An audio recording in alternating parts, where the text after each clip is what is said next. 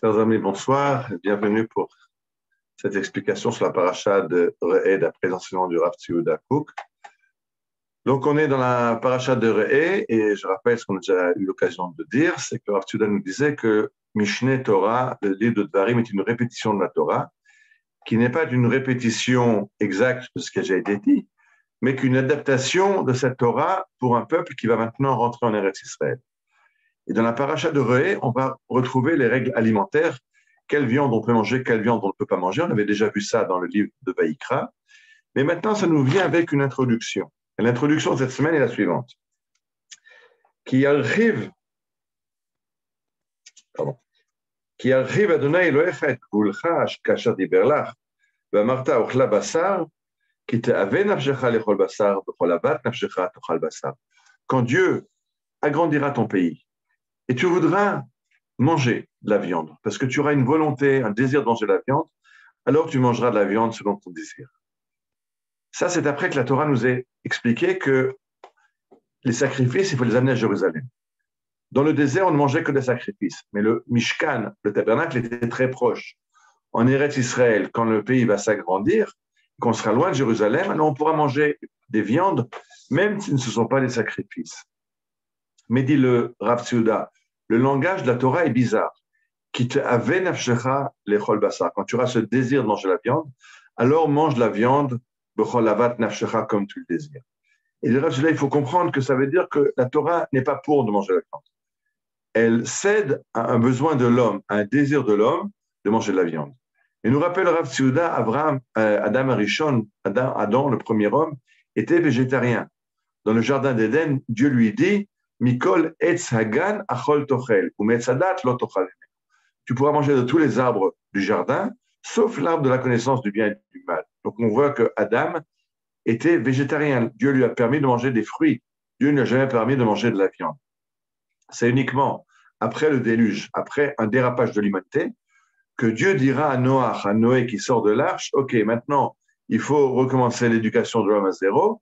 Et pour que tu comprennes ce que c'est qu'un homme, que ce n'est pas un animal et qu'il y ait différence de niveau, Kol basar asher hu chai lachem yeh ochla. Vous mangez de tous les animaux vivants, vous pouvez manger. Une fois qu'on va rencontrer le peuple d'Israël, qui va recevoir la Torah au Mont Sinaï, la Torah va redevenir restrictive. Et Am Israël ne pourra manger de viande qu'à travers des corbanotes, quand on offre des sacrifices.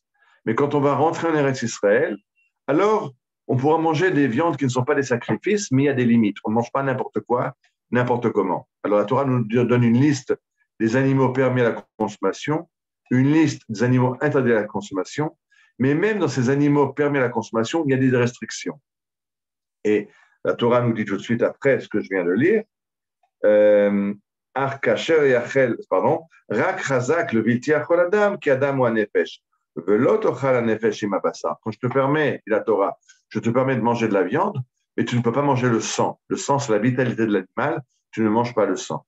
Non seulement on ne le mange pas, mais quand on fait la shrita d'une volaille, il faut même recouvrir le sang pour avoir honte, pour comprendre que c'est un acte qu'on n'aurait pas dû commettre. Alors, on enterre symboliquement l'animal. On ne peut pas l'enterrer entièrement puisqu'on veut manger la viande. Mais le sang, qui est sa vitalité, on va le recouvrir de terre pour l'enterrer et pour comprendre qu'il ne faut pas laisser le sang verser. On a fait quelque chose de pas entièrement moral dans ce qu'on a fait. La Torah le permet, mais elle aurait préféré qu'on ne verse pas ce sang pour manger l'animal. Alors, dit le Rav Tzvi, je ne comprends plus. Si la Torah ne veut pas qu'on mange de sang, qu'on mange de viande, alors qu'elle interdise. On a l'habitude.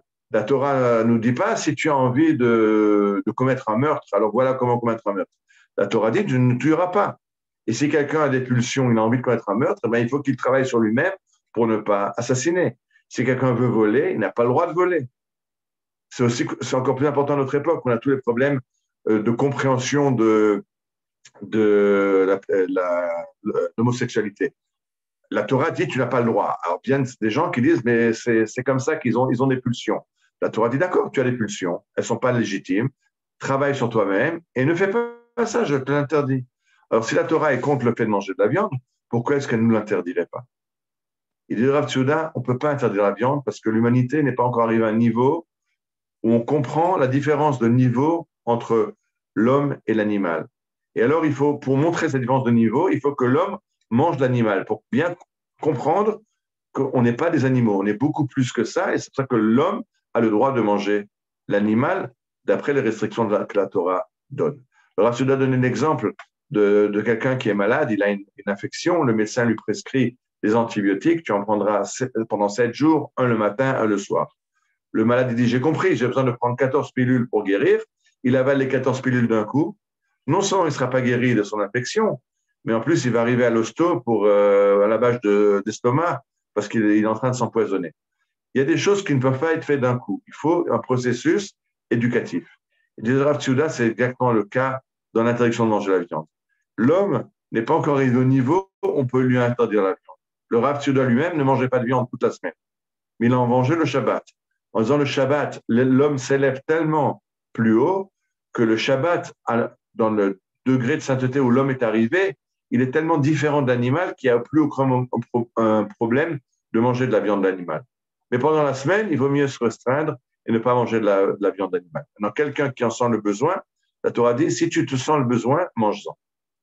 Comprends par là que quand tu arriveras à un stade où tu ne sentiras plus le besoin, le désir de manger de la viande d'animal, alors tu arrêteras de manger de la viande d'animal.